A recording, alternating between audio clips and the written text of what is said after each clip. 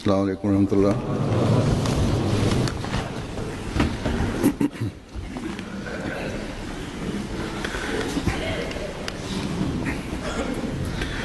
अशहदु अल्ला इलाहा इल्लल्लाह वहदहु ला शरीका लहु वअशहदु अन्ना मुहम्मदन अब्दुहु व रसूलुहु अम्मा बअदु फ़अऊज़ु बिल्लाहि मिनश शैतानिर रजीम बिस्मिल्लाहिर रहमानिर रहीम अल्हम्दुलिल्लाहि रब्बिल आलमीन अर्रहमानिर रहीम मालिकि यौमिद्दीन इय्याका नअबुदु व इय्याका नस्तईन اهدنا الصراط المستقيم صراط الذين أنعمت عليهم غير المغضوب عليهم ولا الضالين.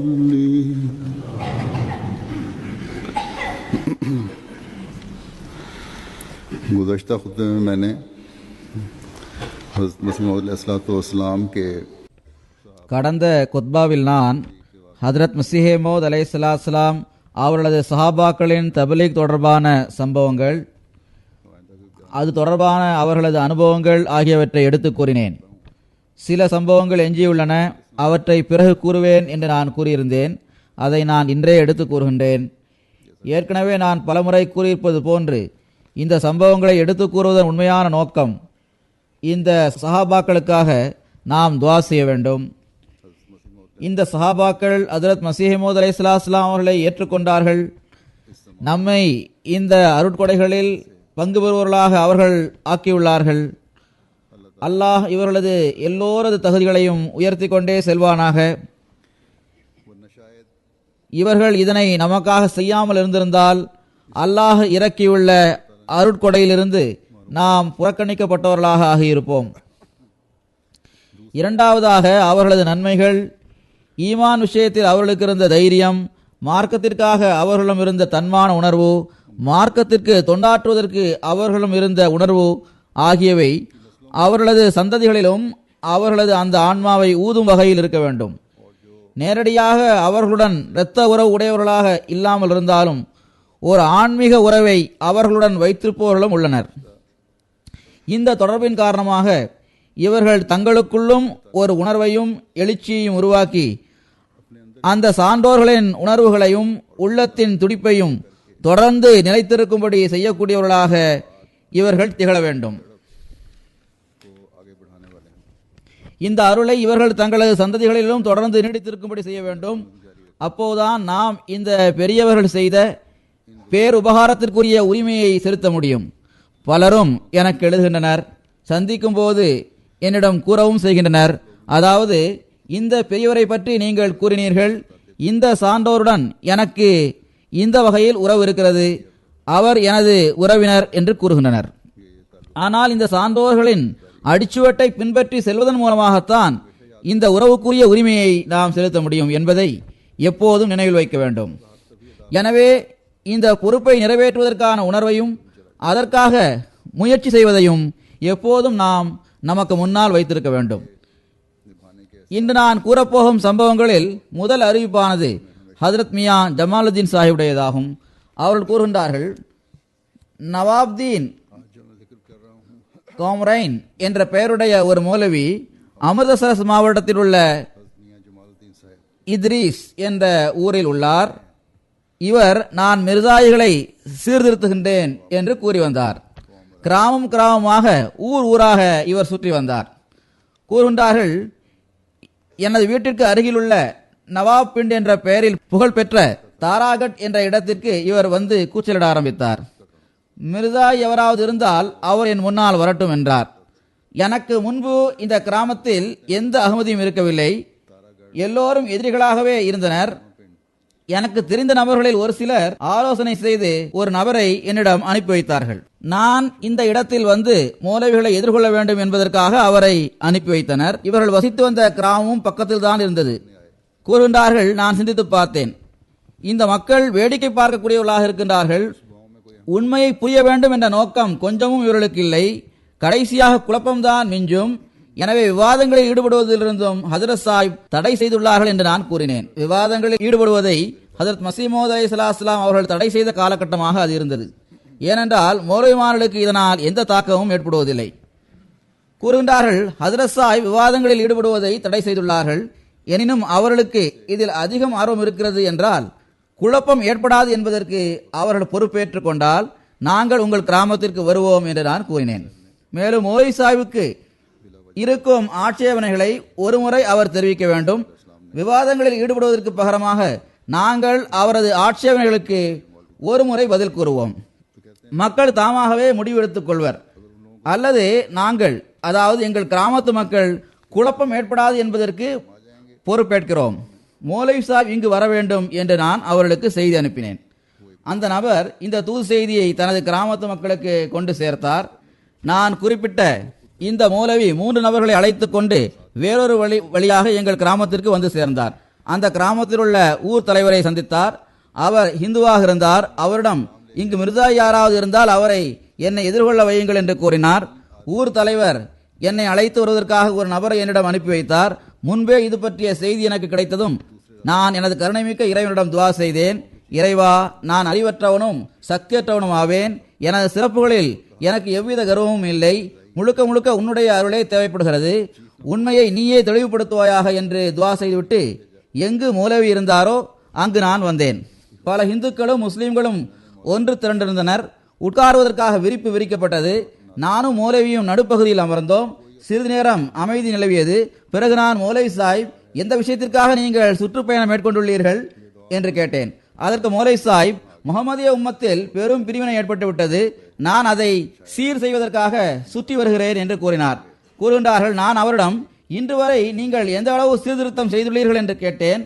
ஆலிம்களிடமிருந்தும் மார்க்க பெரியவர்களிடமிருந்தும் நீங்கள் சீர்திருத்தவாதியாக இருக்கின்றீர்கள் என்பதை எடுத்துக்காட்டும் எத்தனை சான்றிதழ்களை பெற்றுள்ளீர்கள் என்று கேட்டேன். அதற்கு மௌலவி, ஆம், நான் அவற்றை பெற்றுள்ளேன் என்று கூறினார். அதற்கு நான், பிறகு அந்த சான்றிதழ்களை எனக்கு காட்டுங்கள் என்று கூறினேன். அதற்கு மௌலவி சாஹிப், நான் அவற்றை எனது கிராமத்தில் வைத்துவிட்டு வந்துள்ளேன் என்று கூறினார். பிறகு அவசரமாக, எனது அசல் நோக்கம் மிர்சா குழப்பத்தை ஏற்படுத்தியுள்ளார், அவர் காஃபிராக இருக்கின்றார், மக்களையும் காஃபிராக்குகின்றார், நவுதுபில்லா. எனவே நான் இதுபோன்ற மக்களுடன் விவாதம் செய்து வருகிறேன் என்று கூறினார். அதற்கு நான், அவர் காஃபிரானதற்கான காரணத்தை கூறுங்கள், மேலும் எந்த விஷயம் தொடர்பாக நீங்கள் விவாதம் செய்ய போகின்றீர்கள் என்பதையும் கூறுங்கள் என்று கூறினேன். அதற்கு மௌலவி சாஹிப், நீங்கள் உருதுவில் பேசுகின்றீர்கள், நான் அரபியில் உரையாடுவேன் என்று கூறினார். அதற்கு நான், என்னால் அரபியில் பேச முடியாது, எனவே நாம் பஞ்சாபியில் பேசுவோம் என்றேன். அதற்கு மௌலவி சாஹிப், நல்லது, பஞ்சாபிலேயே பேசுவோம் என்று கூறினார். மிக நல்ல விஷயம் என்று நான் கூறினேன். மௌலவி சாஹிப், உங்களது மதஹப் எது என்று கூறுங்கள் என்றார். அதற்கு நான், முதலில் நீங்கள் உங்களது மதஹப் எது என்று கூறுங்கள் என்று கேட்டேன். மௌலவி சாஹிப், எனது மதஹப் ஹனஃபியாகும். நான் இறைவன் ஒருவனே, அவனுக்கு இணையில்லை என்பதை அறிந்துள்ளேன். முகமது ரசூலுல்லாஹ் ஸல்லல்லாஹு அலைஹி வஸல்லம் அவர்கள் உண்மையாளர் என்று நான் ஏற்றுக்கொண்டிருக்கின்றேன். மேலும் திருக்குர்ஆனின் 20 வசனங்களின் அடிப்படையிலும் சஹீஹான ஹதீஸ்களின் அடிப்படையிலும் ஹஜ்ரத் ஈசா அலைஹிஸ்ஸலாம் அவர்கள் இந்த உடலுடன் 4வது வானத்தில் உயிருடன் இருப்பதாக நான் நம்புகின்றேன். இதை மறுப்பவரை நான் காஃபிர் என்று கருதுகின்றேன். நான் படித்தவன், சான்றிதழ் பெற்றவன் என்று கூறிவிட்டு, இப்போது உங்களது மதஹப் எது என்பது பற்றியும் அதன் போதனை பற்றியும் கூறுங்கள் என்று மௌலவி சாஹிப் கூறினார். அதற்கு இந்த எளியவன், நான் இறைவன் ஒருவனே என்றும் அவனுக்கு இணையில்லை என்றும் அறிந்துள்ளேன். ஹஜ்ரத் ரசூலுல்லாஹ் ஸல்லல்லாஹு அலைஹி வஸல்லம் அவர்கள் காத்தமுன் நபியினாக இருக்கின்றார்கள் என்பதை நான் ஏற்றுக்கொள்கின்றேன். இஸ்ரவேல் சந்ததிகளுக்காக வந்த ஹஜ்ரத் ஈசா அலைஹிஸ்ஸலாம் அவர்கள் திருக்குர்ஆன் மற்றும் ஹதீஸ்களின் அடிப்படையில் இறந்து விட்டார் என்று நான் நம்புகின்றேன். வரவேண்டிய மஹதியான ஹஜ்ரத் ஈசா அலைஹிஸ்ஸலாம் அவர்கள் இந்த உம்மத்திலிருந்து வர வேண்டும். இப்போது தான் மஹதி என்றும் மஸீஹ் என்றும் ஹஜ்ரத் மிர்சா குலாம் அஹ்மத் சாஹிப் அவர்கள் வாதம் செய்துள்ளார்கள். உண்மையான உள்ளத்துடன் அவர் உண்மையாளர் என்பதை நான் ஏற்றுக்கொள்கின்றேன். யார் அவரை ஏற்றுக்கொள்ளவில்லையோ அவர் உண்மையில் இருக்கின்றார் என்று நான் கருத மாட்டேன். எனது அறிவுக்கான எந்த சான்றிதழும் என்னிடம் இல்லை. அதாவது எனது மார்க்க அறிவிற்கான எந்த சர்டிபிகேட்டும் என்னிடம் இல்லை. நானே விஷயங்களை படித்துள்ளேன். மேலும் அதற்கு வாக்களிக்கப்பட்ட மசீஹின் நட்பின் தாக்கத்தை என்னிடம் வைத்துள்ளேன். இஸ்ரவேல் சந்ததிகளுக்காக தோன்றிய இப்னு மரியம் திருக்குரானின் தெளிவான வசனங்கள் அடிப்படையிலும் முத்தசில் மர்ஃபு ஹதீஸ்களின் அடிப்படையிலும், அதாவது எந்த ஹதீஸ்களின் அறிவிப்புகளின் தொடர் முறையாக நபிகள் நாயகம் ஸல்லல்லாஹு அலைஹி வஸல்லம் அவர்கள் வரை சென்றடைகின்றதோ அந்த நபிமொழிகளின் அடிப்படையிலும் ஹஜ்ரத் ஈசா அலைஹிஸ்ஸலாம் அவர்கள் இந்த பௌதீக உடலுடன் 4வது வானத்தில் ஏறி சென்றுள்ளார், இன்று வரை அங்கு உயிருடன் இருக்கின்றார் என்பதை நிரூபித்துவிட்டால் நான் தௌபா செய்ய தயாராக இருக்கின்றேன் என்று நான் உறுதி கூறுகின்றேன் என்று நான் மௌலவி சாஹிபிடம் கூறினேன். அதற்கு மௌலவி சாஹிப், நல்லது, பிறகு நீங்கள் ஏற்று கூறியிருக்கும் இந்த விஷயத்தை எழுதி அதில் கையெழுத்திட்டு தாருங்கள் என்று கேட்டார். காகிதமும் கேட்டு நான் கூறியவற்றை எழுதி அதில் கையெழுத்திட்டு நான் மௌலவி சாஹிபிடம் கொடுத்தேன். மௌலவி சாஹிப் அந்த காகிதத்தை தனது கைகளால் பெற்றுக்கொண்டு, தப்சீர்களை நீங்கள் ஏற்றுக்கொள்கின்றீர்களா என்று கேட்டார். அதற்கு நான், எந்த தப்சீர்கள் திருக்குரானுக்கும் சஹீஹான ஹதீஸ்களுக்கும் பொருத்தமாக இருக்கின்றதோ அவற்றை நான் ஏற்றுக்கொள்கிறேன் என்று கூறினேன். மௌலவி சாஹிப், திருக்குரான் உனக்கு தெரியுமா என்று கேட்டார்.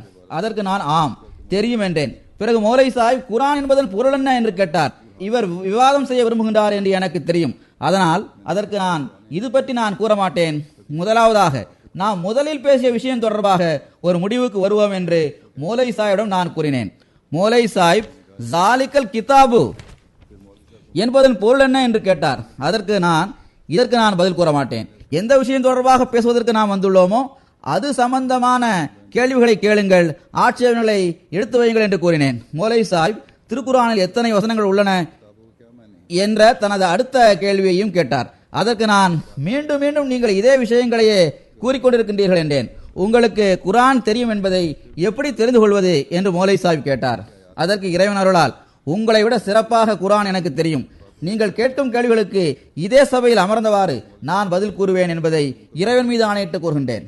ஆனால் வீண் விவாதங்களை நான் செய்ய மாட்டேன் என்று நான் கூறினேன். முன் சென்று போன சான்றோர்களின் தஃப்சீர்களையும் கலிஃபாக்களின் கூற்றுக்களையும் நீங்கள் ஏற்றுக்கொள்வதில்லையா என்று மௌலவி சாஹிப் கேட்டார். அதற்கு நான் மிகுந்த மகிழ்ச்சியுடன் அவற்றை ஏற்றுக்கொள்கின்றேன். ஹஜ்ரத் அபூபக்கர், ஹஜ்ரத் உமர், ஹஜ்ரத் உஸ்மான், ஹஜ்ரத் அலி ரலியல்லாஹு அன்ஹும் ஆகியோரின் கூற்றுகளை நான் ஏற்றுக்கொள்கின்றேன். ஹஜ்ரத் நபிகள் நாயகம் ஸல்லல்லாஹு அலைஹி வஸல்லம் அவர்கள் கூறினார்கள், அலைக்கும் பி சுன்னத்தி வ பி சுன்னத்தில் ஹுலஃபாயிர் ராஷிதீன் அல் மஹ்தியீன், எனது நடைமுறையை பின்பற்றுவதும் நேர்வழி பெற்ற எனது கலிஃபாக்களின் நடைமுறையை பின்பற்றுவதும் உங்கள் மீது கடமையாகும் என்று ஹஜ்ரத் நபிகள் நாயகம் ஸல்லல்லாஹு அலைஹி வஸல்லம் கூறிய அந்த கருத்து தான் எனது கருத்துமாகும். நீங்களோ இந்த 4 கலிஃபாக்களுடன் கிலாஃபத்தை ஒரு எல்லைக்குட்பட்டதாக ஆக்கிவிட்டீர்கள். நாங்கள் மிர்சா சாஹிபை கலிஃபத்துல்லாவாக, அதாவது அல்லாஹ்வின் பிரதிநிதியாக நம்புகின்றோம். அவர்களது வழிமுறையை ஹஜ்ரத் நபிகள் நாயகம் ஸல்லல்லாஹு அலைஹி வஸல்லம் அவர்களது சுன்னத்தாக நாங்கள் கருதுகின்றோம். சுருக்கமாக மௌலவி சாஹிப் இவ்வாறு அங்குமிங்கும் பேசியவாறு அரை மணி நேரத்தை இவ்வாறு கழித்து விட்டார். திருக்குரானை தப்சீர் இல்லாமல் புரிய முடியாது என்று மௌலவி சாஹிப் கூறினார். நான் அவரிடம், இது தவறாகும். தப்சீர்கள் மூலம் மட்டும்தான் திருக்குரானை புரிய முடியும் என்றால், தப்சீர்களில் தொடர் இல்லாமல் நின்று போய்விட்டால் திருக்குரானை புரிந்து கொள்ள முடியாதா என்ன? இறைவன் இதனை ஏற்றுக்கொள்ளவில்லை என்று கூறினேன். வலக்கத் யஸர்னல் குர்ஆன், நாம் குர்ஆனை எளிதானதாக ஆக்கியுள்ளோம் என்று திருக்குரான் வாதம் செய்கின்றது. அஃபலா யததப்பரூனல் குர்ஆன், அவர்கள் குர்ஆனை சிந்தனை செய்து பார்ப்பதில்லையா என்று அது கேட்கின்றது. எதனது தேவையும் திருக்குரானுக்கு இல்லை என்று கூறினேன். மௌலவி சாஹிப் அசல் விஷயத்தின் பக்கம் வரவே இல்லை. இறுதியில் ஈசா அலைஹிஸ்ஸலாம் அவர்கள் இந்த பௌதீக உடலுடன் வானத்தில் ஏறி சென்றிருப்பதை குறிப்பிடுகின்ற திருக்குரான் வசனங்களை எடுத்து கூறுங்கள் என்று அந்த கிராமத்தின் தலைவர் கூறினார். அதற்கு மௌலவி சாஹிப், கிராமத்தின் தலைவர் அவர்களே, நான் திருக்குரான் வசனத்தை எடுத்து கூறுவேன், ஆனால் இவர்கள் ஏற்றுக்கொள்ள போவதில்லை என்று கூறினார். அதற்கு அந்த ஊர் தலைவர், மௌலவி சாஹிப், இவர்கள் ஏற்றுக்கொள்ளவில்லை என்றாலும் மற்ற மக்கள் ஏற்றுக்கொள்வார்கள் என்று கூறினார். மௌலவி சாஹிபிற்கு வேறு வழி இல்லாமல் ஆனதும் திருக்குரானை கொண்டு வாருங்கள் என்று கூறினார். அப்போது தில்லியில் அச்சிட்டு வெளியிடப்பட்ட மொழியாக்கம் செய்யப்பட்ட திருக்குரான் ஒன்று கொண்டு வரப்பட்டு அது மௌலவி சாஹிபின் கையில் கொடுக்கப்பட்டது. அதை கையில் வாங்கியதும் இது மிர்சாவின் குரான் ஆகும் என்று மௌலவி சாஹிப் கூறினார். பிறகு நான் ஒருபோதும் இது மிர்சா சாஹிபின் குரான் அல்ல, கண்களை திறந்து பாருங்கள் என்று கூறினேன். மௌலவி சாஹிப் மீண்டும் தான் கூறியதையே திரும்ப கூறினார். அதற்கு பிறகு நான் லானத்துல்லாஹி அலல் காசிபீன் என்று கூறினேன். இவ்வாறு 3 முறை நான் கூறினேன். மௌலவி சாஹிப் திருக்குரானை தனது கையில் வாங்கி அதில் இருந்த அச்சகத்தின் பெயரை பார்த்தார். பிறகு இதை எழுதியவர் யார் என்று கேட்டார். அதற்கு நான், நவுதுபில்லா, நீங்கள் இதை இறைவனின் வசனங்களாக ஏற்றுக்கொள்ளவில்லையா? அதனால்தான் எழுதியவர் யார் என்று கேட்கின்றீர்களா என்றேன். அதற்கு மௌலை சாஹிப், இல்லை இல்லை, எனக்கு தவறு ஏற்பட்டு விட்டது என்று கூறினார். பிறகு இதனை தொகுத்தவர் யார் என்று கேட்டார். அதற்கு நான், மௌலை சாஹிப், உணர்வுடன் செயல்படுங்கள், நீங்கள் கூறுகின்ற கருத்தை நிரூபிக்கும் வசனங்களை நீங்களே எடுத்து காட்டுங்கள் என்று கூறினேன். பிறகு மௌலை சாஹிப் திருக்குரானை திறந்து அதன் பக்கங்களை புரட்டி கொண்டே இருந்தார். 20 நிமிடங்கள் வரை பக்கங்களை புரட்டி கொண்டே இருந்தார். வசனம் எதுவும் அவருக்கு கிடைக்கவில்லை. பிறகு நான் மௌலை சாஹிபிடம், நீங்கள் கூறும் விஷயத்தை நிரூபிக்கின்ற 20 குரான் வசனங்கள் இருப்பதாக கூறினீர்கள். ஒன்றில்லை என்றால் 2வது வசனத்தை காட்டுங்கள், 2வது இல்லை என்றால் 3வது வசனத்தை காட்டுங்கள் என்று கூறினேன். மௌலை சாஹிபிற்கு குரானிலிருந்து அந்த வசனங்கள் கிடைக்கவே இல்லை. இறுதியில் மௌலை சாஹிப், எனக்கு குரானிலிருந்து அந்த வசனங்கள் கிடைக்கவில்லை, ஆனால் நான் மரணம் செய்துள்ள வசனத்தை கூறுகின்றேன் என்றார். பிறகு மௌலை சாஹிப், வைது கால் அல்லாஹு யா ஈசா இன்னி முத்தவஃபீக என்ற வசனத்தை ஓதிவிட்டு அதற்கு இவ்வாறு பொருள் கூறினார். அல்லாஹ் ஈசா அலைஹிஸ்ஸலாமிடம் கூறினான், நான் உனது ரூஹை அதன் முழுமையான உடலுடன் சேர்த்து வானத்திற்கு உயர்த்திக் கொள்வேன். அதற்கு நான், மௌலை சாஹிப், திருக்குரானிலிருந்து அந்த வசனத்தை எடுத்து காட்டுங்கள், அதன் சொற்களை நேரடியாக பார்த்து அவற்றை நம்முன் வைத்து விவாதிக்கலாம் என்று நான் கூறினேன். மௌலை சாஹிப் குரானை கையில் வாங்கினார். பிறகு 10 நிமிடங்கள் வரை அதன் பக்கங்களை புரட்டி கொண்டே இருந்தார். எந்த வசனமும் அவருக்கு கிடைக்கவில்லை. மக்கள் அவரை ஏளனமாக பேசத் தொடங்கினார்கள். உங்களது திருக்குரான் அறிவு மீது எங்களுக்கு வியப்பாக இருக்கின்றது, ஒரு பிரசித்தி பெற்ற குரான் வசனம் உங்களுக்கு தெரியவில்லையே என்று கூறி மக்கள் அவரை கேலி செய்தவாறு அங்கிருந்து எழுந்து சென்றனர். இதே போன்ற ஒரு சம்பவத்தை கடந்த முறை நான் கூறினேன், ஆனால் அது வேறு சம்பவமாகும். பொதுவாக இதுதான் தங்களை ஆலிம்கள் என்று கூறிக்கொள்கின்ற இந்த பெயர்தாங்கிய ஆலிம்களின் பழக்கமாகும். பிறகு ஹஜ்ரத் முன்ஷி மஹபூப் ஆலம் சாஹிப் அவர்கள் அறிவிக்கின்றார்கள், ஹக்கீம் முகமது அலி சாஹிப் ஜம்மு காஷ்மீர் பிரதேசத்தில் அரசவை மருத்துவராக இருந்து வந்தார். இவருக்கு ஓய்வூதியம் கிடைத்த காலத்தில் இவர் லாகூரில் வசித்து வந்தார். நான் அவரிடம் வேலை பார்த்து வந்தேன். ஹஜ்ரத் மசீமது அலைஹிஸ்ஸலாம் அவர்களை எதிர்த்து வந்தார். மிக தீய சொற்களை கூறி வந்தார். அவர் உரையாடி கொண்டிருந்த சமயத்தில் ஹஜ்ரத் மசீமது அலைஹிஸ்ஸலாம் அவரது உயர் தகுதிக்கு எதிராக அவர்களை பற்றி தையூஸ், அதாவது தன்மானமற்றவர் என்ற சொல்லை பயன்படுத்தினார். நவுதுபில்லா, நான் இரவு மிக அதிகமாக துவா செய்தேன், இஸ்திக்ஃபார் செய்தேன். இவ்வளவு அவமரியாதையாக நடந்து கொண்ட இந்த நபருடன் நான் ஏன் பேசினேன் என்று எண்ணி எண்ணி வருந்தினேன். அப்போது இறைவன் எனக்கு கனவில் காட்டினான். ஹஜ்ரத் மசீஹே மௌத் அலைஹிஸ்ஸலாம் அவர்கள் மர்ஹூம் மியான் சிராகுத்தீன் சாஹிப் அவர்களது வீட்டில் அமர்ந்திருப்பதை பார்த்தேன். நான் அவர்களுக்கு முன்னால் வந்தேன். ஹுசூரிடம் நான் அஸ்ஸலாமு அலைக்கும் என்று கூறினேன். ஹுசூர் வலைக்கும் சலாம் என்று பதில் கூறினார்கள். பிறகு நம்மை தையூஸ், அதாவது தன்மானமற்றவன் என்று கூறிய அந்த நபர் எங்கே என்று என்னிடம் கேட்டார்கள். நான் வெளியில் எட்டி பார்த்தபோது முகமது அலி வந்து கொண்டிருந்தார். நான் ஹுசூரிடம், அவ்வாறு கூறிய நபர் முகமது அலி ஹக்கீம் ஆவார், அவர் வெளியே வந்து கொண்டிருக்கின்றார் என்று கூறினேன். ஹுசூர், அவரை நாம் சந்திக்க மாட்டோம் என்று அவரிடம் கூறிவிடுங்கள், ஏனென்றால் அவர்தான் தையூஸ், அதாவது தன்மானமற்றவர் என்று கூறினார்கள். இந்த கனவை நான் கண்ட பிறகு சில வாரங்கள் கழிந்தன. அல்லாவின் பழிவாங்குதல் எவ்வாறு இருந்தது என்று பாருங்கள். அந்த நபரது மகள் ஒரு கிளர்க்குடன் ஓடி போய்விட்டார். குஜரான்வாலாவில் இருந்த காவல்துறையின் அதிகாரிகள் அவர்களை பிடித்தனர். கிளர்க், இவள் எனது மனைவி என்று கூறினார். ஆனால் அந்த பெண், இவர் என்னிடம் வேலை செய்து வந்தார் என்று கூறினாள். முரண்பட்ட தகவல்கள் கூறப்பட்டதால் காவல்துறைக்கு சந்தேகம் ஏற்பட்டது. குஜரான்வாலா ஸ்டேஷனில் வைத்து போலீஸ் இவர்களை வண்டியிலிருந்து கீழே இறக்கியது. பிறகு அவர்கள் டெபுட்டி கமிஷனர் முன்பு கொண்டு வரப்பட்டனர். அப்போது அந்த பெண், எனது தந்தையார்தான் தையூஸ், அதாவது தன்மானமற்றவர் என்று வாக்குமூலம் கொடுத்தார். எனது தந்தையார் எனக்கு திருமணம் செய்து வைக்காமல் இருக்கின்றார் என்று கூறினார். இவ்வாறு ஹக்கீம் சாஹிபின் மகளே வாக்குமூலம் கொடுத்தார். நான் வேறு வழியில்லாமல் இந்த மனிதருடன் ஒரு நவாபின் மகனிடம் செல்கின்றேன் என்று அவர் தனது சம்பவத்தை எடுத்து கூறினார். டெபுட்டி கமிஷனர், இதனால் உனது தந்தைக்கு இழிவு ஏற்படும், நீ அவரிடம் செல் என்று கூறினார். அதற்கு அவள் மறுப்பு தெரிவித்தவாறு, எனது தந்தை என்னை கொன்று விடுவார் என்று கூறினார். டெபுட்டி கமிஷனர், நாம் ஒரு ஏற்பாட்டை செய்வோம் என்று கூறினார். பிறகு அவர் அந்த பெண்ணை லாகூரின் டெபுட்டி கமிஷனரிடம் அனுப்பி வைத்து, இந்த பெண்ணை அவரது தகப்பனாரிடம் ஒப்படைத்து விடுங்கள், ஆனால் அவளுக்கு எவ்வித துன்பமும் இழைக்கப்படாது என்ற உத்தரவாதத்தை பெற்று அவளை அனுப்பி வையுங்கள் என்று கூறினார். பிறகு டெபுட்டி கமிஷனர் ஹக்கீம் சாஹிபை அழைத்து வரும்படி கூறினார். அவர் நீதிமன்றத்திற்கு வந்ததும், நீர் மிக பெரும் தையூஸ், அதாவது தன்மானமற்றவர் என்று கூறப்பட்டது. நீர் மிக பெரும் தையூஸாக இருக்கின்றீர் என்று கூறி நீதிபதி அவரை அதட்டினார். இரண்டாவது முறையாக டெபுட்டி கமிஷனரிடம் இதே சொல்லை அவர் கேட்க வேண்டியது வந்தது. டெபுட்டி கமிஷனர் அவரிடம், நீர் உமது மகளை பாதுகாக்காமல் இருக்கின்றீர், நீர் மிகுந்த வெட்கங்கட்ட மனிதராக இருக்கின்றீர், இளம் வயதிலுள்ள பெண்ணுக்கு திருமணம் செய்து வைக்காமல் இருக்கின்றீர் என்று கூறினார். மேலும் 5000 ரூபாய் ஜாமீன் தொகையாக செலுத்த வேண்டும், அப்போதுதான் உமது மகளை உன்னிடம் ஒப்படைப்பேன் என்றும் கூறினார். இவ்வாறு அவர் பழிவாங்கப்பட்டார். மேலும் படிப்பினை பெறத்தக்க வகையில் அவரது முடிவு எப்படி அமைந்தது என்றால், சிறிது காலம் கழிந்த பிறகு மோலை சாஹிப் அந்த நகரத்தில் தய்யூஸ், அதாவது தன்மானமற்றவர் என்ற பெயராலேயே அனைவராலும் அழைக்கப்பட்டார். ஒவ்வொருவரும் அவரை இதே பெயரை சொல்லி அழைத்தனர். சிறிது காலம் கழிந்த பிறகு அதே பெண் மீண்டும் ஓடி போய்விட்டாள், கிறிஸ்துவராகிவிட்டாள். ஹதரத் அமீர் கான் சாஹிப் கூறுகின்றார்கள், ஹதரத் முதலாவது கலிஃபத்துல் மஸீஹ் அவர்களின் மரணத்தை தொடர்ந்து சௌத்ரி குலாம் முகமது சாஹிப் அவர்கள் லாகூரியாக ஆகிவிட்டார் என்று நான் கேள்விப்பட்டதும் நான் அவரிடம் சென்று லாகூரிகளின் நிலைமை பற்றி அவருக்கு எடுத்து கூறினேன். அல்ஹம்துலில்லாஹ், இதன் மூலம் அவருக்கு மிக நல்ல தாக்கம் ஏற்பட்டு லாகூரி சிந்தனைகளிலிருந்தும் அவர் தௌபா செய்தார். பிறகு காதியானுக்கு அவர் வந்தார். இவ்வாறே துணை நீதிபதியான சௌத்ரி நியமத் கான் சாஹிபிற்கு கேடி என்ற இடத்தில் வைத்து தப்லீக் செய்தேன். இதற்கு பிறகு சிறிது காலம் கழிந்ததும் அவர் அகமதியாகிவிட்டார்.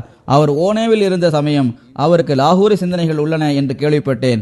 நான் அவரிடம் கடித தொடர்பு வைத்தேன். பிறகு தாமாகவே அவரது சிந்தனையை அவர் மாற்றிக்கொண்டார். அல்லாஹ்வின் அருளால் இப்போது இந்த லாகூரிகளின் எண்ணிக்கை மிக குறைவானதாக ஆகிவிட்டது. எங்கெல்லாம் அவர்கள் இருந்தனரோ அங்கெல்லாம் அல்லாஹ்வின் அருளால் கடந்த 2 வருடங்களாக பெரும் எண்ணிக்கையில் அவர்கள் அகமதிகளாக ஆகிவிட்டார்கள். ஹதரத் மௌலவி அப்துல்லா சாஹிப் அறிவிக்கின்றார்கள், ஒருமுறை நான் ஹதரத் சாஹிபை சந்திப்பதற்காக அவர்களது சமூகத்தில் வந்தேன். அப்போது அவர்கள் ஓரிடத்தில் நின்று கொண்டிருந்தார்கள். ஒரு சஹாபி ஹதரத் சாஹிபிற்கு அருகில் நின்று கொண்டிருந்தார்கள். அவர் என்னை பார்த்து, இவர் மௌலவி அப்துல்லா ஆவார், இவருடன் பல விவாதங்கள் நடந்துள்ளன, ஆனால் ஒவ்வொரு களத்திலும் அல்லாஹ் இவருக்கு வெற்றியை வழங்கி வந்தார் என்று கூறினார். இதை கேட்ட ஹதரத் சாஹிப் அவர்கள், ஆம், உண்மைக்கு எப்போதும் வெற்றி கிடைத்தே வந்துள்ளது என்று கூறினார்கள். இந்த அருளுக்குரிய நபரின் நாவிலிருந்து இந்த சொற்கள் வெளிவந்ததை கேட்டு எனக்கு மிகுந்த மகிழ்ச்சி ஏற்பட்டது. எந்த நபரது நாவிலிருந்து இந்த சொற்கள் வெளிவந்தனவோ அதன் மூலம் நான் எப்போதும் உண்மையை நிலைத்திருப்பேன், எப்போதும் அல்லாஹ் எனக்கு வெற்றியை வழங்குவான் என்ற உறுதி எனக்கு ஏற்பட்டது. அந்த இறைவன் எந்த ஒரு விவாதத்திலும் எனக்கு தோல்வி ஏற்பட விட்டதே இல்லை, எப்போதும் எனக்கு வெற்றியை வழங்கியுள்ளான். ஹதரத் சௌத்ரி முகமது அலி சாஹிப் அறிவிக்கின்றார்கள், எனது தந்தையார் சியால்கோட்டில் நடந்த மாநாட்டில் கலந்து கொள்வதற்காக சென்றார்கள். அவர் திரும்பி வந்ததும் அவர் தப்லீக் செய்ய ஆரம்பித்தார். அவர் அங்கு பையத் செய்துவிட்டுத்தான் திரும்பி வந்திருந்தார். அவரது தப்லீக் மூலம் கட்டியாலியான் என்ற ஊரை சார்ந்தவர்கள் மளமளவென்று பையத் செய்த ஆரம்பித்தனர். குலாம் ரசூல் பசரா சாஹிபிடமிருந்து நான் கேள்விப்பட்டேன், பெருமளவில் கட்டியான் விழாவை சேர்ந்த நபர்கள் பையத் செய்கின்றார்கள் என்பதை ஹதரத் மஸீஹ் மவ்ஊத் அலைஹிஸ்ஸலாம் அவர்கள் பார்த்து, கட்டியாலியான் என்பது கிராமமா அல்லது நகரமா என்று கேட்டார்கள். சௌத்ரி முகமது அலி சாஹிபின் சகோதரர் ஹாக்கிம் அலி இந்த அறிவிப்பை உறுதி செய்கின்றார். பிறகு ஷேக் அப்துல் ரஷீத் சாஹிபின் அறிவிப்பு இதுவாகும். அகமதி அல்லாத மௌலவி முகமது அலி சாஹிப் போப்புடி இங்கு வந்து போவதுண்டு. நல்ல குரல் வளம் படைத்தவராக அவர் இருந்தார். அவரது சொற்பொழிவை கேட்பதற்கு எண்ணற்ற பெண்கள் சென்றார்கள். சிறந்த முறையில் அவர் சொற்பொழிவை நிகழ்த்துவார். மக்களை அதன் மூலம் தன் பக்கம் ஈர்த்து வந்தார். திலாவத்தும் சிறந்த முறையில் இருக்கும். 2 அல்லது 3 மாதங்கள் வரை அவர் இங்கு தங்கி வந்தார். அவர் இங்கு வந்து ஹதரத் சாஹிபை, அதாவது மஸீஹ் மவ்ஊத் அலைஹிஸ்ஸலாம் அவர்களை எதிர்க்க ஆரம்பித்தார். தீய சொற்களை பேசி வந்தார். அவருடனும் விவாதங்கள் நடந்தன. பெற்றோர்கள் என்னை வீட்டை விட்டு வெளியேற்றிவிட்டனர். எனது தாயார் என்னுடன் அதிகமாக கடுமையுடன் நடந்து கொண்டார்.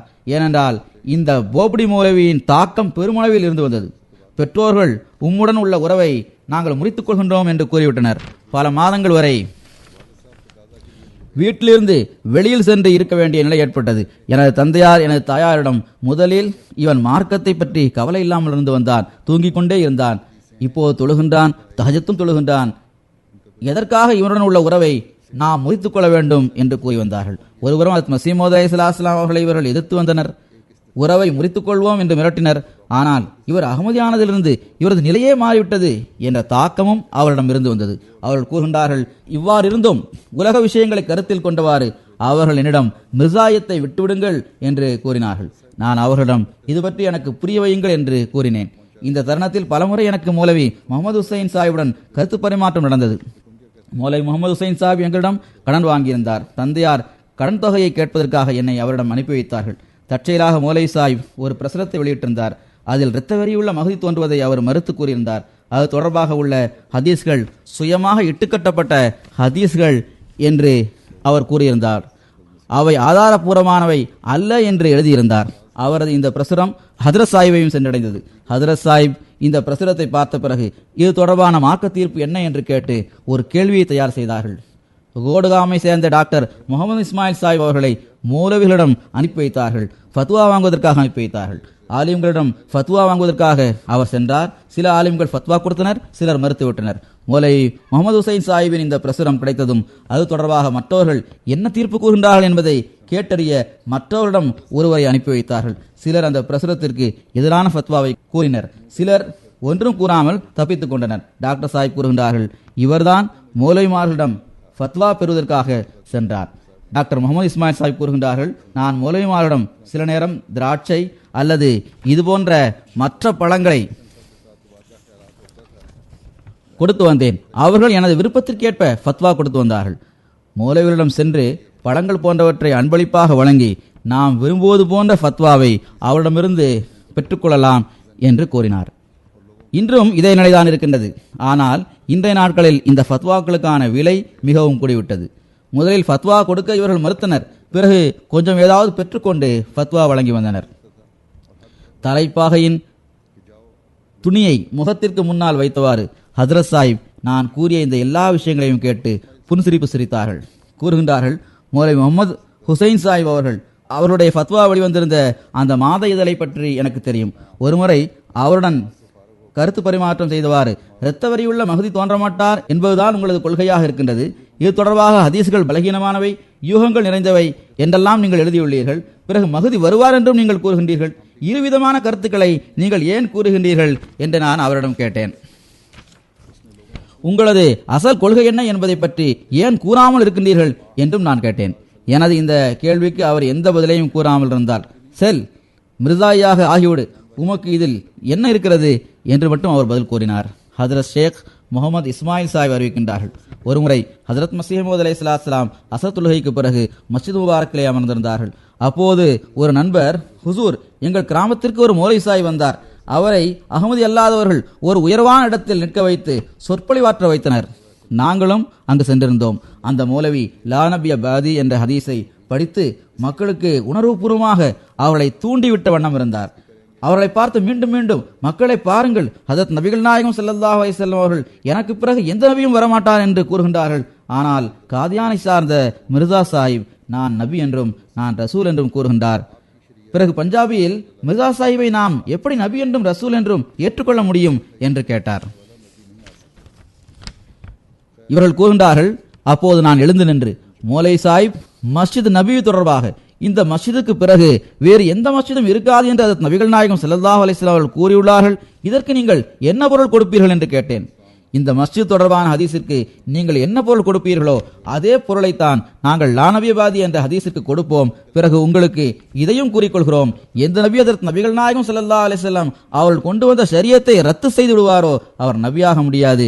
ஏனென்றால் ஹதரத் நபிகள் நாயகம் ஸல்லல்லாஹு அலைஹி வஸல்லம் அவர்களது ஷரியத்தான் இறுதி ஷரியத்தாகும். இதற்கு பிறகு எந்த புதிய ஷரியத்தையும் கொண்டு வருகின்ற நபி வர முடியாது என்று நான் கூறினேன். மௌலை சாஹிப் எனது இந்த பதிலால் கோபமடைந்து என்னை ஏசத் தொடங்கினார். பதில் கூற முடியவில்லை என்றால் இதுதான் நடக்கும். மௌலை சாஹிப், உங்களது ஏச்சு பேச்சுக்களுக்கு நாங்கள் பதில் கூற முடியாது என்று நான் கூறினேன். ஹதரத் மஸீஹ் மவ்ஊத் அலைஹிஸ்ஸலாம் அவர்கள் இந்த நபர் கூறிய இந்த விஷயத்தை கேட்டு மிகவும் மகிழ்ச்சி அடைந்தார்கள், புன்சிரிப்பு சிரித்தார்கள். இன்றைய நாட்களிலும் இந்த இஷ்யூ தான் எழுப்பப்படுகிறது. இந்த விஷயத்தின் மூலமே மக்களது மூளைகளில் இவர்களில் விஷத்தன்மையை உருவாக்குகின்றார்கள். ஹதரத் நபிகள் நாயகம் ஸல்லல்லாஹு அலைஹி வஸல்லம் அவர்களுக்கு பிறகு எந்த நபியும் வர முடியாது. இவர்கள் மிர்சா சாஹிபை நபி என்று ஏற்றுக்கொள்கின்றனர் என்று அவர்கள் கூறி பாகிஸ்தானில் இந்த இஷ்யூ மூலமாகவே மக்களை அகமதியத்திற்கு எதிராக தூண்டிவிட்டு அவர்கள் நம்மை இன்று வரை எதிர்த்து வருகின்றனர். மதிப்புக்குரிய மியா ஷராஃபத் அஹமத் சாஹிப் தனது தந்தையாரான மர்ஹூம் மௌலவி ஜமாலி சாஹிப் அவர்களின் நிலைமைகள் பற்றி விளக்கியவாறு எழுதுகின்றார்கள். தந்தையாருக்கு மார்க்கத்திற்கு தொண்டு செய்வதற்கான பேர் ஆர்வம் இருந்து வந்தது. முதிய வயதிலும் கூட அவர் இளைஞர்களை தோற்கடித்தவாறு முன்னேறி வந்தார். 1934 ஆண்டில் ஒரு ஜும்மா குத்பாவில் இரண்டாவது ஹலிஃபத்துல் மஸீஹ் அவர்கள் அன்னாரது வஃபாத்தை ஷஹாதத் என்று குறிப்பிட்டதுடன் மட்டுமல்லாமல் மௌலை சாஹிப் இளைஞர்களை விட துரிதமாக பணிகளை செய்து வந்தார்கள் என்று கூறினார்கள். ஹுசூர் கூறினார்கள், தப்ரீகில் பைத்தியக்காரர்களைப் போன்று பணிபுரிகின்ற 3 நபர்களை நான் பார்த்துள்ளேன். முதலாமானவர் மர்ஹூம் ஹாஃபிஸ் ரோஷன் அலி சாஹிப் ஆவார்கள். இரண்டாவது நபர் இந்த மௌலவி சாஹிப் ஆவார்கள். மூன்றாவது நபர் மௌலவி குலாம் ரசூல் சாஹிப் ராசிகி என்று கூறினார்கள். இந்த மூவரும் இரவு பகல் என்று பாராமல் தபிலீகிலேயே ஈடுபட்டிருந்தனர். மியா ஷராஃபத் அகமது சாஹிப் அவர்களே தங்களது தந்தையாரான மௌலவி ஜமாலுதீன் சாஹிப்பின் நிலைமைகளை எடுத்துரைத்தவாறு கூறுகின்றார்கள். தந்தையார் இந்த இயக்கத்தின் தபிலீக் தொடர்பாக தான் கண்ட கனவு ஒன்றை கூறி வந்தார்கள். அதை நான் எழுதுகின்றேன் என தந்தையார் கூறுகின்றார்கள். நான் ஒருமுறை மசீஹ் மவ்ஊத் அலைஹிஸ்ஸலாம் அவர்களை கனவில் பார்த்தேன். அவர்கள் எனது வீட்டிற்கோ அல்லது எங்களது கிராமத்திற்கோ வந்திருந்தார்கள். எங்கு வந்திருந்தார்கள் என்பது சரியாக எனக்கு நினைவில் இல்லை. அவர்கள் என்னிடம் பேனாவை கேட்டார்கள். அதற்கு பிறகு எனது கண்கள் திறந்துவிட்டன. சிறிது காலம் கழிந்ததும் நான் காதியானில் அவர்களது சமூகத்தில் வந்தேன். தூய வெள்ளை நிறத்திலான 2 போர்வைகளை வாங்கி வைத்திருந்தேன். வெவ்வேறு நிறத்திலால் ஆன 2 பேனா வைப்பதற்கான ஹோல்டர்ஸும் வாங்கியிருந்தேன். அவற்றை ஹுசூர் அவர்களுக்கு வழங்கினேன். ஹுசூர் அவர்களிடம் பேனாவை கேட்டு வாங்கிய அந்த கனவிற்கான விளக்கத்தை கேட்டேன். ஹுசூர் அவர்கள் அன்புடன் எனது அற்பமான காணிக்கையை ஏற்றுக்கொண்டவாறு என்னிடம், நீங்கள் உங்களது கனவை நிறைவேற்றிவிட்டீர்கள். நீங்கள் மார்க்கத்தொண்டு செய்வதுதான் பேனாவை என்னிடமிருந்து கேட்டு பெற்றதன் விளக்கமாகும். நீங்கள் சொற்பொழிவு மூலமும் எழுத்து மூலமாகவும் மார்க்கத்திற்கு தொண்டாற்றுங்கள் என்று கூறினார்கள். அதற்கு பிறகு நான் முழுமையான வேகத்துடன் தப்லீக் செய்ய ஆரம்பித்தேன் என்று எனது தந்தையார் கூறினார்கள். இறைவனது அருளால் அவர்களது முயற்சிகளுக்கு நல்ல விளைவு ஏற்பட்டது. அவர்களது 2 சகோதரர்களும் பையத்தில் இணைந்து விட்டனர். அவர்களில் ஒருவர் தமது பகுதியில் எல்லோராலும் ஏற்றுக்கொள்ளப்பட்ட ஆலிமாக திகழ்ந்தார். அவர்தான் ஃபிரோஸ்பூர் ஜில்லாவை சார்ந்த மௌலவி முகமது அலி சாஹிப் ஆவார்கள். எதிரிகளுக்கு இது பற்றி தெரிந்ததும், அதாவது மௌலவி ஜமாலுதீன் சாஹிப் அவர்களும் மௌலவி அலி முகமது சாஹிபும் அகமதிகள் ஆகிவிட்டனர் என்பது அவர்களுக்கு தெரிய வந்ததும் அவர்களது இடுப்புகள் முறிந்து போயின. முகமது அலி போடியாவும் மஹமூத் ஷா அவர்களும் இதனை அறிந்து வசீராவிலிருந்து அழுதவாறு அந்த இருவரும் சென்றனர். தங்களது நெருக்கமான உறவினர் இறந்துவிட்டது போன்று இந்த இருவரும் ஒருவரது கழுத்து மீது மற்றவர் கை போட்டவாறு ஃபிரோஸ்பூர் வரை அழுது கொண்டே சென்றனர். பிறகு மௌலவி சாஹிபின் முயற்சியால் ஃபிரோஸ்பூர் மாவட்டத்திலும் ஏனைய பல பகுதிகளிலும் களப்பற்ற தூய உள்ளம் கொண்டவர்களின் ஜமாத்துகள் உருவாகியது. அல்ஹம்துலில்லாஹ். மௌலவி ஜமாலுதீன் சாஹிப் தொடர்பாக மியா ஷராஃபத் அகமது சாஹிப் அவர்கள் அறிவிக்கின்றார்கள். மௌலவி சாஹிப் 1924ஆம் ஆண்டு மல்கானாவில் தப்லீகிற்காக சென்றார்கள். அங்குள்ள மக்களுக்கு இஸ்லாத்தை தப்லீக் செய்ததுடன் மட்டுமல்லாமல் அந்த பகுதியில் உள்ள கண்ணியமிக்க நபர்களுடன் தனது தொடர்பை ஏற்படுத்திக் கொண்டார்கள். தனது பழைய கிழிந்த ஆடைகளுடன் அப்போதைய ஆட்சியாளர்களை அவர்கள் சந்தித்து வந்தார்கள். 70 அல்லது 80 வயதை அடைந்த முதியவர் தனது பொதி ஒன்றை சுமந்து கொண்டு செல்வதை பார்த்து, இந்த முதியவருக்கு மக்கள் முஸ்லிம்களாக மாற வேண்டும், அகமதியத்தை மக்கள் ஏற்றுக்கொள்ள வேண்டும் என்பதே அவரது உயிர் மூச்சாக இருப்பதை உணர்ந்து அதன் மூலம் அவர்கள் சிறந்த தாக்கத்தை பெற்றனர். மௌலவி சாஹிப் அவர்களிடம் பெருமளவில் சந்தா வசூல் செய்வார்கள்.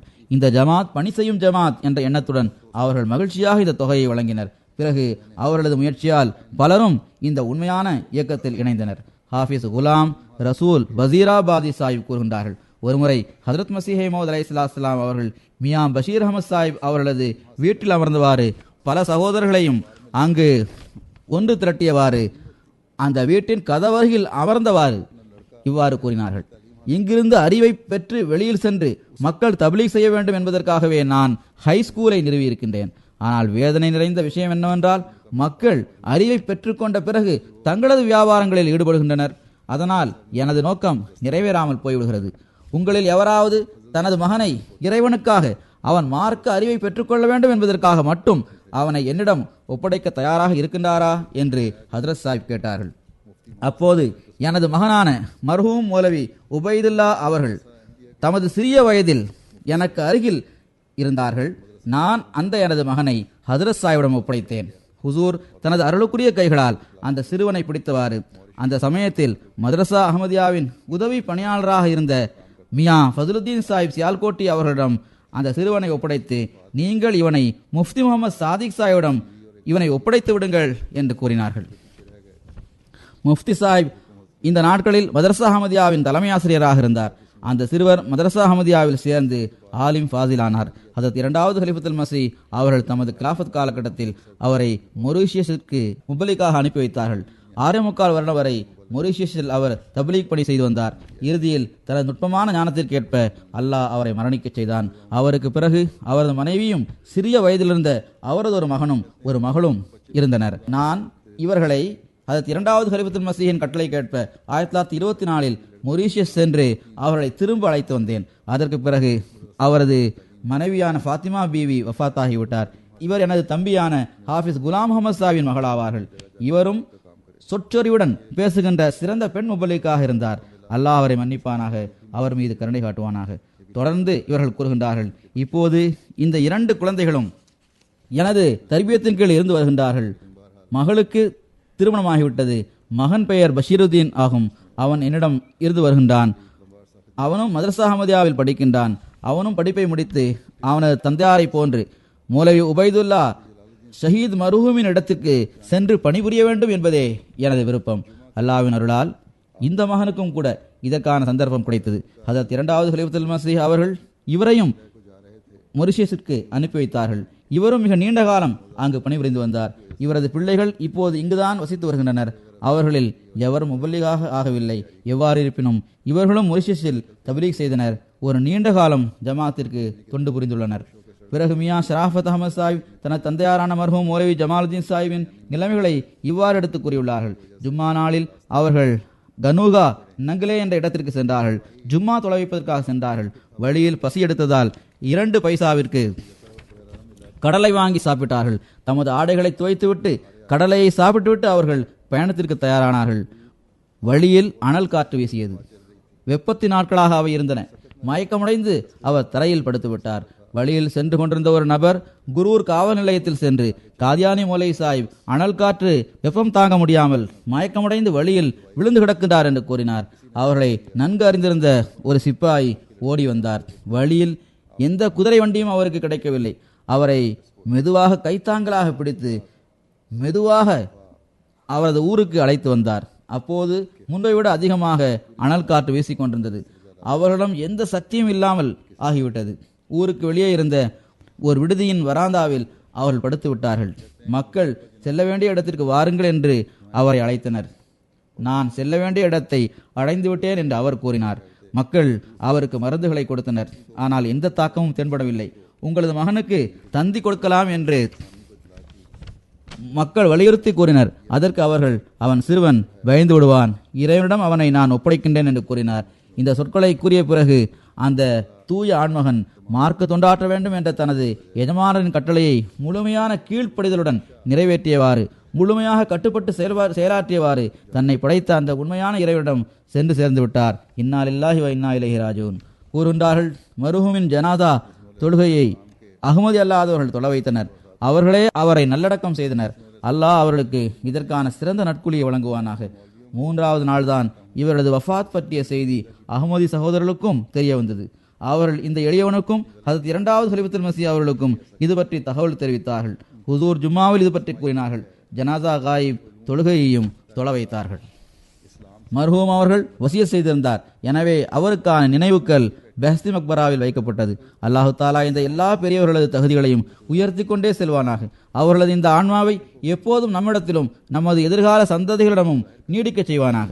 இறுதியில் ஹஜ்ரத் மஸீஹ் மவ்ஊத் அலைஹிஸ்ஸலாம் அவர்களுடைய சில மேற்கோள்களை படிக்கின்றேன். ஹஜ்ரத் மஸீஹ் மவ்ஊத் அலைஹிஸ்ஸலாம் அவர்கள் ஓரிடத்தில் இவ்வாறு கூறுகின்றார்கள், புதிய அறிவை பெற வேண்டும் என்ற போதனைக்கு எதிராக இருக்கின்ற மௌலவிகள் தவறளித்துள்ளனர். உண்மையில் தங்களது தவறுகளையும் பலகீனங்களையும் மறைப்பதற்காக அவர்கள் அவ்வாறு செய்கின்றனர். புதிய அறிவுகள் மூலம் நடக்கின்ற ஆராய்ச்சிகள் இஸ்லாத்தின் மீது தப்பெண்ணம் கொள்ள வைத்து மக்களை வழிகெடுத்துவிடும் என்ற கருத்து அவர்களது மூளையில் பயந்து விட்டது. அறிவும் விஞ்ஞானமும் இஸ்லாத்துக்கு முற்றிலும் முரண்படுகின்ற விஷயங்கள் என்று அவர்கள் எண்ணிக்கொண்டுள்ளனர். தத்துவங்களில் உள்ள பலகீனங்களை வெளிப்படுத்தும் ஆற்றல் அவர்களுக்கு இல்லை. இவர்கள் தமது இந்த பலகீனங்களை மறைப்பதற்காக புதிய அறிவு நிறைந்த கல்வியை கற்பதையே ஆகுமானதல்ல என்று கூறுகின்றனர். இவர்களே இட்டுக்கட்டி இதனை கூறுகின்றனர். அவர்களின் ஆன்மா தத்துவங்களுக்கு முன்னால் நடுங்குகிறது, புதிய ஆராய்ச்சிகளுக்கு முன்னால் சஜதா செய்கின்றன. பிறகு அவர்கள் கூறினார்கள், இறைவனது இல்ஹா மூலம் உருவாகின்ற அந்த உண்மையான தத்துவ ஞானம் அவர்களுக்கு கிடைக்கவில்லை.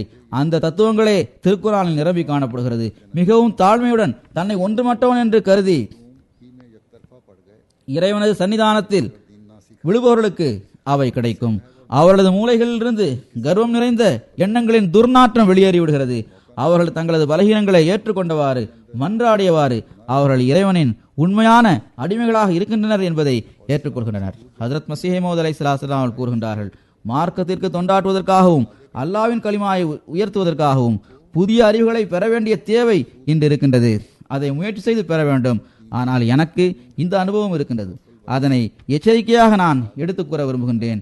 யார் இந்த அறிவை பெற்ற பிறகு ஒரு பக்கம் மட்டும் முழுமையாக சாய்ந்து விட்டார்களோ, அதாவது உலக கல்வியை கற்றுவிட்டு மார்க்கத்தை கற்காமல் விட்டுவிட்டார்களோ, மேலும் அதில் எந்த அளவு அவர்கள் மூழ்கி விட்டனர் என்றால், நல்லுளம் படைத்த இறை தொடர்புள்ள மக்களின் அருகில் அமர்வதற்கான வாய்ப்பு அவர்களுக்கு கிடைக்கவில்லை. அவர்கள் இறையொளியை பெறாமல் இருந்ததால் பொதுவாக அவர்கள் தடுமாறி விடுகின்றனர். அவர்கள் இஸ்லாத்தை விட்டு விலகி மிக தொலைவில் சென்று விட்டார்கள். அந்த அறிவுகளை இஸ்லாத்தின் கீழ் கொண்டு வருவதற்கு பகரமாக இஸ்லாத்தை அந்த அறிவுகளுக்கு கீழ் கொண்டு வருகின்ற பயனற்ற முயற்சியை அவர்கள் செய்கின்றார்கள். இவ்வாறு அவர்கள் தங்களது எண்ணங்களில் மார்க்க சமுதாய தொண்டாற்றக்கூடிய பாதுகாவலர்களாக தங்களை கருதி கொள்கின்றார்கள். நினைவு கொள்ளுங்கள், வானத்து ஒளியை தன்னகத்தே கொண்டவர்தான் மார்க்கத்திற்கு தொண்டாற்ற முடியும். ஆக இந்த வானத்து ஒளியை பெறுவதற்கு நாம் முயற்சி செய்ய வேண்டும். அவர்கள் கூறுகின்றார்கள், நான் இந்த விஷயங்களை கூற காரணம், என்னுடன் தொடர்பு வைத்துள்ள நீங்கள் இந்த தொடர்பின் காரணமாக எனது உடலின் உறுப்புகளாக ஆகிவிட்டீர்கள். இவ்வாறான சொல்லை நமக்காக ஹஜ்ரத் மஸீஹ் மவ்ஊத் அலைஹிஸ்ஸலாம் அவர்கள் கூறுவது நமக்கு மிகப்பெரிய கண்ணியத்தை வழங்கக்கூடியதாக இருக்கிறது. மனிதனுடைய உடல் உறுப்புகள் தாமாக எந்த பணியையும் செய்ய முடியாது. மூளை இடுகின்ற கட்டளைக்கேற்ப அது செயல்படுகின்றது. ஹஜ்ரத் மஸீஹ் மவ்ஊத் அலைஹிஸ்ஸலாம் அவர்களின் இந்த எதிர்பார்ப்பை முழுமையாக நிறைவேற்ற முயற்சி செய்கின்ற மாபெரும் பொறுப்பு அகமதிகளுக்கு இருக்கின்றது. நமது அந்த பணிகள் இஸ்லாம் மற்றும் திருக்குரான் போதிக்கின்ற உண்மையான போதனைகளுக்கு ஏற்ப இருக்க வேண்டும். இது பற்றியே இந்த காலத்தில் ஹஜ்ரத் மஸீஹ் மவ்ஊத் அலைஹிஸ்ஸலாம் அவர்கள் நமக்கு மீண்டும் மீண்டும் போதனை செய்துள்ளார்கள். இது இல்லாமல் நாம் நமது பையத்திற்குரிய உரிமையை செலுத்த முடியாது. கூறுகின்றார்கள், நீங்கள் எனது உடல் உறுப்புகளாக ஆகிவிட்டீர்கள். எனவே இந்த விஷயங்களை செயல்படுத்த வேண்டும். அறிவிலிருந்தும் இறைவனது வசனங்களிலிருந்தும் பலன் பெற்றவாறு உங்களது பணிகளை செய்து விடுங்கள். அப்போதுதான் உண்மையான இறைஞானம் மற்றும் நிச்சய உறுதியின் ஒளி உங்களிடம் உருவாகும். நீங்கள் மற்ற மக்களை இருளிலிருந்து ஒளியின் பக்கம் கொண்டு வருகின்ற ஊடகமாக ஆகிவிடுவீர்கள். ஏனென்றால் இன்றைய நாட்களில் ஆட்சேபனைகளின் அடித்தளம் இயற்கை, மருத்துவம் மற்றும் வானவியல் ஆகியவற்றால் ஏற்படும் பிரச்சனைகள் மூலம் அமைக்கப்பட்டுள்ளது. எனவே இந்த அறிவுகளின் உண்மைகளையும் அதன் நிலைகளையும் பற்றிய அறிவை பெற்றுக்கொள்வது அவசியமானதாகும்.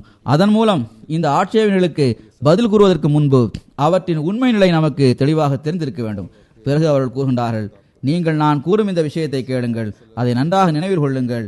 மனிதனின் பேச்சு உண்மையான உள்ளத்துடன் இல்லாமல் இருந்தால், மேலும் அதில் செயலளவிலான ஆற்றல் இல்லாமல் இருந்தால் அது எந்த தாக்கத்தையும் ஏற்படுத்தாது. அதாவது எந்த பேச்சை நீங்கள் பேசினாலும் உண்மையான உள்ளத்துடன் அதை பேச வேண்டும். உங்களது செயல்களும் அதற்கேற்ப இருக்க வேண்டும். அவ்வாறு இல்லாமல் இருந்தால் அது எந்த தாக்கத்தையும் ஏற்படுத்தாது. இதன் மூலமே ஹஜ்ரத் நபிகள் நாயகம் ஸல்லல்லாஹு அலைஹி வஸல்லம் அவர்களின் பேர் உண்மை தெரிய வருகிறது. ஏனென்றால் எத்தகு வெற்றி மற்றும் உள்ளங்களில் நல்விளைவை ஏற்படுத்துதல் ஆகியவை அவர்களது பங்கில் வந்ததோ அதற்கு இணையான ஒன்று ஆதமின் சந்ததிகளின் வரலாற்றில் நமக்கு தென்படவில்லை. ஹஜ்ரத் நபிகள் நாயகம் ஸல்லல்லாஹு அலைஹி வஸல்லம் அவர்களின் சொல்லிலும் செயலிலும் முழுமையான பொருத்தம் இருந்ததன் காரணமாகவே அது நடந்தது. ஹஜ்ரத் நபிகள் நாயகம் ஸல்லல்லாஹு அலைஹி வஸல்லம் அவர்களின் அழகிய முன்மாதிரியை சரியான முறையில் பின்பற்றி செல்ல முயற்சி செய்வது நமது கடமையாகும். நமது சொல்லும் செயலும் ஒன்றாக இருக்கும்போதுதான் அதனை நாம் செய்ய முடியும். அப்போதுதான் நமது முயற்சிகளுக்கான சிறந்த பலன்களும் கிடைக்கும். அல்லாஹு தாலா நமக்கு ஹஜ்ரத் மஸீஹ் மவ்ஊத் அலைஹிஸ்ஸலாம் அவர்களின் இந்த விருப்பத்தை நிறைவேற்றுவதற்கான தௌஃபீக்கை வழங்குவானாக. நாம் மார்க்கத்தை பரப்பக்கூடியவர்களாக ஆகுவோமாக. மக்களுக்கு நேரான வழியை காட்டக்கூடியவர்களாக நாம் ஆகுவோமாக. அவர்களது உறுப்புகளாக இருப்பதற்குரிய உரிமையை செலுத்தக்கூடியவர்களாக நாம் ஆவோமாக. நமது சொல்லிலும் செயலிலும் எவ்வித முரண்பாடும் இல்லாமல் இருக்கட்டுமாக. ஒருபோதும் தஜ்ஜாலிய ஆற்றல்கள் மற்றும் உலக அறிவுகளின் ஆதிக்கத்தின் கீழ் நாம் வராமல் இருப்போமாக. அல்லாஹ் இந்த அடிப்படையான விஷயத்தை புரிந்து கொள்வதற்கான தௌஃபீக்கை நமக்கு வழங்குவானாக. இன்று மீண்டும் நான் ஒரு ஜனாதா காயிப் தொழுகை தொழ வைப்பேன். நைஜரை சார்ந்த சுல்தான் ஆஃப் அகாதேஷ் உடைய ஜனாசாவாகும். இது பிப்ரவரி மாதம் 21ஆம் தேதி தமது 75வது வயதில் இவர் வஃபாத்தாகிவிட்டார். இன்னா லில்லாஹி வ இன்னா இலைஹி ராஜிஊன். இவரது பெயர் அல்ஹாஜ் உமர் இப்ராஹிம் ஆகும். 2002ஆம் ஆண்டு செப்டம்பர் மாதத்தில் இவருக்கு அஹ்மதியத்தை ஏற்றுக்கொள்வதற்கான தௌஃபீக் கிடைத்தது. இவர் நைஜருடைய மிக பெரும் அரசராவார். அம்மரபு வழியில் வந்த அனைத்து ஆட்சியாளர்களுக்கும் இவர் தலைவராக இருந்தார். குடியரசுத் தலைவரின் உயர்மட்ட சிறப்பு ஆட்சிக்குழுவில் இருந்த 4 நபர்களில் இவர் ஒருவராவார். நைஜரில் 15வது நூற்றாண்டிலிருந்து அகாதேஷ் பகுதியில் ஆட்சி ஆரம்பமானது. 1960ஆம் ஆண்டில் மர்ஹூம் அகாதேஷின் சுல்தானாக தேர்ந்தெடுக்கப்பட்டார். இவ்வாறு 51 அல்லது 52 வருடங்களாக இவர் சுல்தானாக இருந்து வந்துள்ளார். நைஜர் மக்கள் இவரை கண்ணியமான பார்வையில் பார்த்தனர். அகாதேஷில் அவ்வப்போது கூச்சல் குழப்பம் நிலவிய பகுதிகளில் அமைதியை ஏற்படுத்துவதில் இவருக்கு பெரும் பங்கு இருக்கின்றது. அமைதியின் அடையாளமாக இவர் திகழ்ந்தார். 2002 பெனினில் நடைபெற்ற ஆண்டு மாநாட்டில் 12 பேர் அடங்கிய தனது குழுவுடன் 2500 கிலோமீட்டர் பயணம் செய்து வந்து கலந்து கொண்டார். ஜலசாவிற்கு பிறகு ஒரு வாரம் வரை பெனினில் இவர் தங்கியிருந்தார். பெனின் அமீர் சாஹிபுடன் பல ஜமாத்துகளுக்கு சென்றார். அஹ்மதியத்தை மிக அருகில் சென்று பார்க்க அவரால் முடிந்தது. நைஜருக்கு திரும்பி செல்வதற்கு முன் நான் பைய செய்துவிட்டு திரும்பி செல்ல விரும்புகின்றேன் என்று தனது ஆசையை அவர் வெளிப்படுத்தினார்.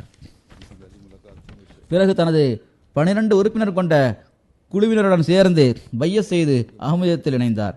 பெனின் ஆண்டு மாநாட்டில் ஆயிரக்கணக்கான நபர்கள் தொழுவதை பார்த்துவிட்டு எனது உள்ள மகிழ்ச்சியால் துள்ளுகிறது. நாங்கள் முஸ்லிம் நாட்டிலிருந்து வந்துள்ளோம். ஒருபோதும் முழுக்க முழுக்க அல்லாஹுக்காகவே இருக்கின்ற இதுபோன்ற மாநாட்டை நாங்கள் இதுவரை பார்க்கவில்லை என்று அவர் கூறினார். 2003ஆம் ஆண்டில் யூகேயின் ஆண்டு மாநாட்டில் கலந்து கொண்டார். அப்போது என்னுடன் இவரது முதல் சந்திப்பு நிகழ்ந்தது. மிக நல்ல ஒழுக்கமுடையவராகவும் எல்லோரிடமும் நல்ல முறையில் பரிமாறக்கூடியவராகவும் பல நட்பண்புகளின் எஜமானராகவும் இவர் இருந்தார். ஹஜ்ரத் 4வது கலிஃபத்துல் மசீஹ் வஃபா தொடர்பாக இவருக்கு தெரிய வந்ததும் மிஷன் ஹவுஸிற்கு தாமாகவே வந்து முபல்லிக் இன்சார்ஜிடம் தனது அனுதாபத்தை தெரிவித்தார். இவருக்கு சந்ததிகளும் உள்ளனர். 18 மகன்களும் 12 மகள்களும் உள்ளனர். நைஜரின் முபல்லிக் இன்சார்ஜாக இருந்த அக்பர் அஹமத் சாஹிப் கூறுகின்றார்கள், அவர்களுக்கு இருமுறை அகாதேஷ் செல்வதற்கான சந்தர்ப்பம் கிடைத்தது. அப்போது சுல்தான் அவர்கள் சிறந்த முறையில் விருந்தோம்பல் செய்தார். மிஷனரி இன்சார்ஜிற்கு நல்ல முறையில் விருந்தோம்பல் செய்தார். அவருக்கு கண்ணியமளித்து வந்தார். நாட்டின் தலைநகருக்கு அவர் வரும்போது இந்த எளியவனுக்கு அது பற்றி தெரிய வந்தது. நான் அவர்களை சந்திக்க செல்லும் போது மிகுந்த அன்புடன் என்னை சந்தித்தார். என்னிடம் ஜமாத்தின் நிலைமைகள் பற்றி கேட்பார்கள், கலிஃபத்துல் மசீஹ் பற்றியும் கேட்பார்கள். 2004ஆம் ஆண்டு ஏப்ரல் மாதம் நான் பெனினில் சுற்றுப்பயணம் மேற்கொண்ட போது இவர்கள் மீண்டும் பக்கத்து நாடான கராகோவிற்கு வந்தார்கள். நைஜரிலிருந்து 62 பேர் கொண்ட குழு வந்திருந்தது. அந்த குழுவில் மர்ஹூம் சுல்தான் ஆஃப் அகாதேஷும் இருந்தார்கள். அங்கு என்னுடன் அவரது சந்திப்பு நிகழ்ந்தது. அங்கு 3 அல்லது 4 நாட்கள் பயணம் செய்துதான் நான் வந்துள்ளேன் என்று அவர் கூறினார். பாலைவனத்தில் பயணமும் மிகவும் கடினமான ஒன்றாகும். 2000 அல்லது 2500 கிலோமீட்டர் பயணம் செய்து அவர் இங்கு வந்து சேர்ந்தார். அங்கு இவரோடு பல விஷயங்கள் பேசப்பட்டன. இவர் புகைப்படமும் எடுத்துக்கொண்டார். என்னை சந்தித்ததில் அவருக்கு மிகுதியான மகிழ்ச்சி ஏற்பட்டது. அவர் சுல்தானாக இருந்தும் மிக பெரும் சுல்தான்களில் ஒருவராக இருந்தும் மிகுந்த பணிவும் அடக்கமும் இவரிடம் இருந்தது. அல்லாஹ் இவரது தகுதியை உயர்த்துவானாக. துவானாக துவானாக துவானாக துவானாக துவானாக. அல்ஹம்துலில்லாஹ் அல்ஹம்துலில்லாஹ் நஹ்மதுஹு வ நஸ்தஈனுஹு வ நஸ்தக்ஃபிருஹு வ நு'மினு பிஹி வ நதவக்கலு அலைஹி ونعوذ بالله من شرور أنفسنا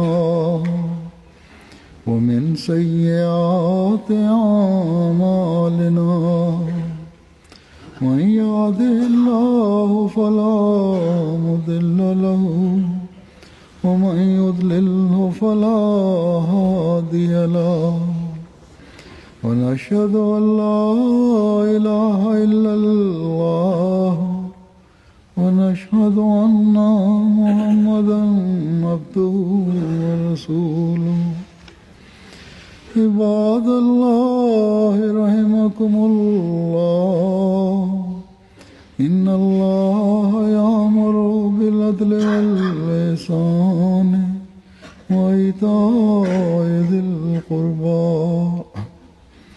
وينهى عن الفحشاء والمنكر والبغي يعظكم لعلكم تذكرون. اذكروا الله يذكركم وادعوه يستجب لكم ولذكر الله أكبر.